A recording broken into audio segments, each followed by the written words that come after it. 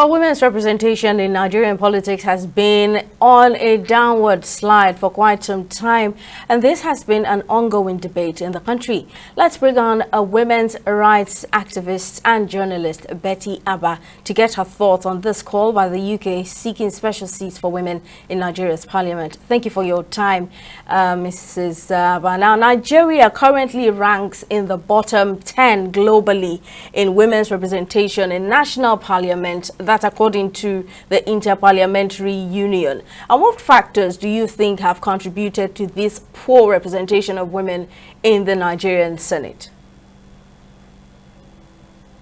Or Nigerian Thank you National very Assembly? much.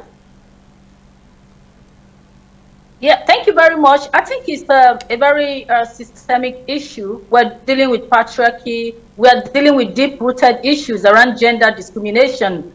And I think it's something that has to be tackled head-on. I really don't agree with the Senate president saying one democracy has lasted 250 years, ours is less than a century and all of that. Even if we had lasted up to 1,000 years, a millennium, and there is no conscious effort at addressing the issues, then there's not going to be any change. And it's a change that the visitors are asking for. The need for inclusive, inclusion of women in decision-making position, and it has to come from the people that are in power. And then, because there are a lot of hurdles with elective positions, with the electoral process, they are asking for special seats. That means the women will have to be there. It doesn't matter if they are elected or not.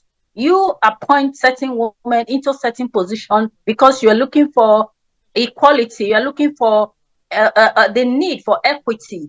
And so I think that rather than trying to deflate the question or the issue, that it will really be good, and that posterity will be kind to the people in the Senate, in decision-making positions in Nigeria today, to make very deliberate effort to have special seats for women in parliament, for persons with disability, because they are coming from the raw constituency, as I would say it. Now, over the years, we worked on issues around period poverty. And except you have women in positions of power, in decision-making positions, you will not have those issues addressed. When there are issues about gender discrimination, issues of disability, it's only people with disability that will be able to address it. And so there is need to really ensure that there is justice, there is equity in terms of women representation in politics, because right now, out of 109 senators, we have just a very abysmal number of 3 women. Out of 360, we have just about 4.7%. And it is far below United Nations recommendation for women's representation in parliament. Countries like Rwanda, Senegal are far ahead of us. How much impact will this bill have on women inclusiveness in governance in Nigeria?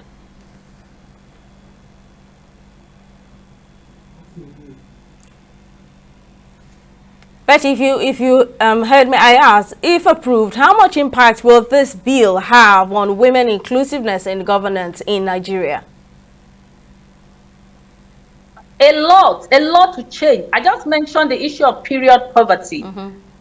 Now, it is a major issue that has a major unwritten impact on girl education. If we have women in parliament, more women in parliament, they will be able to project the issues that affect women: period poverty, the need for women's economic empowerment, the need for women's health needs, health issues that affect women. So I think that women's plight will be better, and women will be in a better position, and there will be more inclusion, not just at the parliamentary level, but in every strata of society. They will be able to make better case for women. Because when you have a house that is populated mostly by men, they do not wear the shoes, and so they don't know where it pinches as concerning with regards to issues that affect women. So I think the more the merrier. The more women we have in parliament, the merrier. Because what obtains right now is a major embarrassment. It's an abysmal number. We need more women in politics,